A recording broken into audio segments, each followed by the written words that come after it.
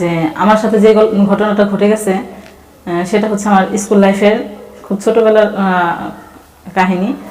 তো আমি একটা দারিদ্র ঘরের সন্তান, আমার ফ্যামিলি আমরা খুব গরিব গরিব আর সেখান থেকে মনে করেন আমার মা আমার বাবা মাকে অনেক কষ্ট করে লেখাপড়া শিখায়, মানে চাইছিল বড় কিছু করতে। তো ছোটোবেলায় তারা তো কিছু বুঝতাম না, তবুও কষ্টের মধ্যে বাবা মা আমাকে অনেক সুখে রাখছে, কোনো কষ্ট বুঝতে দিত না, তারাও যদি কষ্ট করতো আমাকে বুঝতে দিত না। তো ছোটোবেলায় যখন আমরা স্কুলে যাইতাম আসতাম, হাসি আনন্দ করতাম, খেলাধুলা করতাম, এরকম করতে করতে যখন বেড়ে উঠলাম, হাই স্কুলে ভর্তি হলাম, যখন ক্লাস 6-7-এ পড়ি তখনকার একটা ঘটনা যে 6-7-এ যখন ভর্তি মানে পড়ছি যখন, তখন হচ্ছে আমাদের স্কুল থেকে বাসা অনেকটা দূর, বাসা থেকে স্কুলে যাইতে 15-20 মিনিট সময় লাগে, 15-20 মিনিট সময় লাগে। এর মধ্যে আমাদের এলাকার কয়েকটা বাচ্চা কাচ্চা আসলাম, আমরা একসাথে যাইতাম, ছেলে মেয়ে সবাই মিলে প্রায় 5-6 জন একসাথে যাইতাম।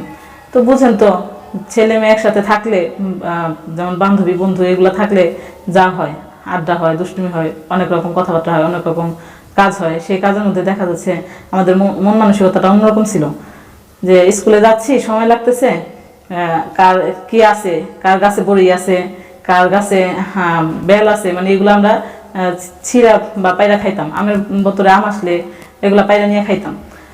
তো গ্রামের দুই পাশে যেমন রাস্তার দুই পাশে যেমন আবাদ করে না মানুষ, ধান ক্ষেত, পাট ক্ষেত, গ্যান্ডারি ক্ষেত, তো এরকম আবাদের মধ্যে এক এক বছর মানে এক এক বছরে এক এক সিজনে এক এক রকম আবাদ হয়।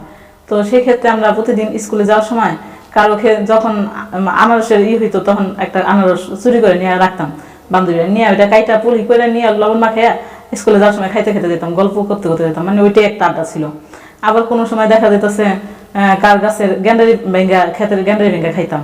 তারপরে দেখা যাচ্ছে বিভিন্ন রকম আবাদ হয়, এটা তো বুঝেন, যখন যে বছরে হয় না ওই বছরে আমরা স্কুলে যাইতাম আর খাইতাম, চুরি করতাম। তো এই যে চুরি করার মাঝখানে, তো তখন তো আমরা এখন তো বুঝি যে ওইটা চুরি বা একটা কিন্তু তখন এটা আমাদের কাছে ভালো লাগতো, ভালো লাগার একটা ব্যাপার ছিল।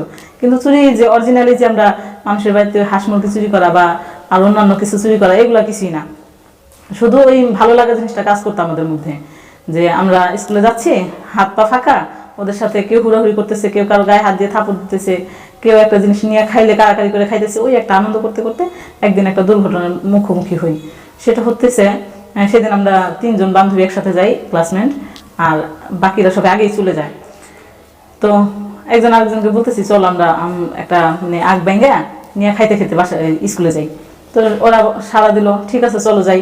আখ খেতে যাওয়ার সময় দেখলাম যে সামনে দেয়া, দেখেন আপনারা গ্যান্ডারি ক্ষেত যখন মানুষ করে তখন সামনের ফসলগুলো খুব খারাপ হয়, ভারী একটা ভালো হয় না, ভিতরের গুলা অনেক ভালো হয়।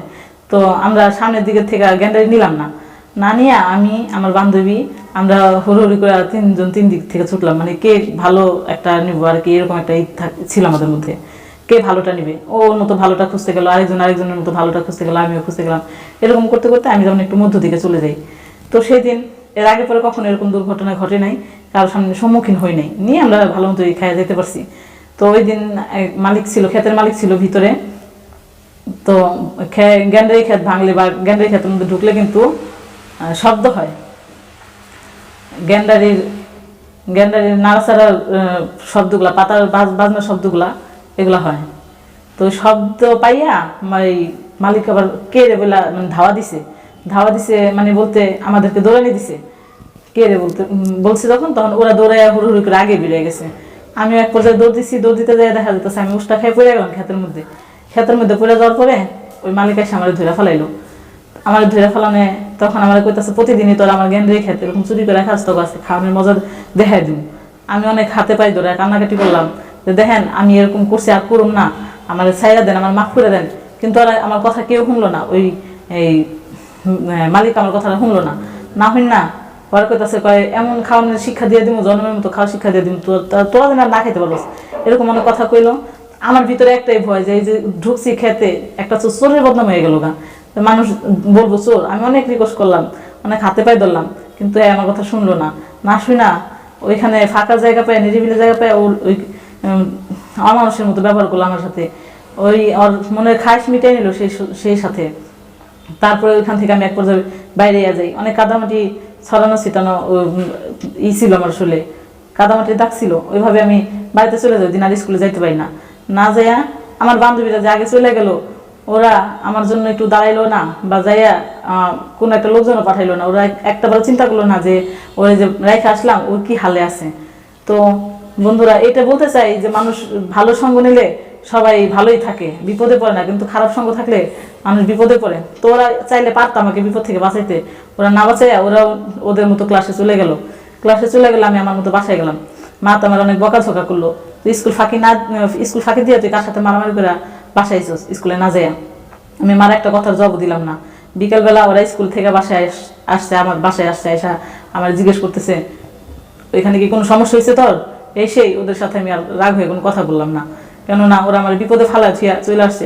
আচ্ছা, চুরি তো করছে একসাথেই, তাই না? ওদের বোঝা উচিত ছিল যে আমরা যখন একসাথে একটা কাজ করতেছি, তাহলে একটা মানুষ যেন বিপদে পড়তেছে, তাহলে ওদের আমার হেল্প করা দরকার। কিন্তু ওটা না করে ওরা ওদের মতো বেঁচে গেল। তো সেই রাগ নিয়ে আমি ওদের সাথে কথা বললাম না, মার বকাঝকাও খাইলাম। তারপরে পরের দিন থেকে আমি ভদ্রর মতো স্কুলে যাই আসি, ওদের সাথে সঙ্গ নিই না। খারাপ মানে চুরি চামারি করে খাওয়া বা কারোর সাথে হাসাহাসি করা কোনোভাবে আমার কোনো মন মানসিকতা ভালো ছিল না। তো আস্তে আস্তে সেখান থেকে আমি দীর্ঘ কিছুদিন যাওয়ার পরে মানে প্রেগনেন্ট অবস্থায় মানুষের যা হয় তখন আমি সেটা বুঝি না। আমি তো খুব ছোট, যখন ক্লাস 7-এ পড়ি তখন তো মনে করেন আমার বয়স 14-15 বছর। তো তত তেমন কিছু বুঝি না তখন। তো একটা পর্যায়ে দেখা যাচ্ছে আমার খাওয়া দাওয়া বন্ধ হয়ে যায়, আমি বমি করি বা অন্যরকম একটা পর্যায়ে। তখন আমার মা ব্যাপারটা বুঝতে পারার পরে আমার জিজ্ঞেস করে যে তুই কি হয়েছে তোর। আমি তাও আমি বলি না, আমি খাইতে পারি না। পরে মা আমাকে ট্রিটমেন্ট করার জন্য নিয়ে গেলো। ট্রিটমেন্ট করার পরে শুনতে পারে যে আমার এই অবস্থা, আমি প্রেগনেন্ট। তখন দেখা যাচ্ছে আমার মা আমাকে আড়ালে জিজ্ঞেস করে।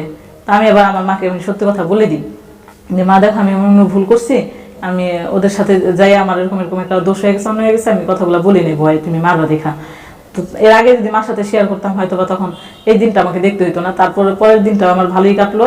মা আমাকে বকলো, মারলো, যাই করুক, সম্মান বাঁচানোর জন্য মা আমাকে ওইখান থেকে আমার করে নিয়ে আসলো। করার পরে আমি মনে করেন এখন বান্ধবীদের সাথে আর তখন ঘুরি না, ফিরি না, কথাবার্তা বলি না, আমার মতো করে আমি চলি।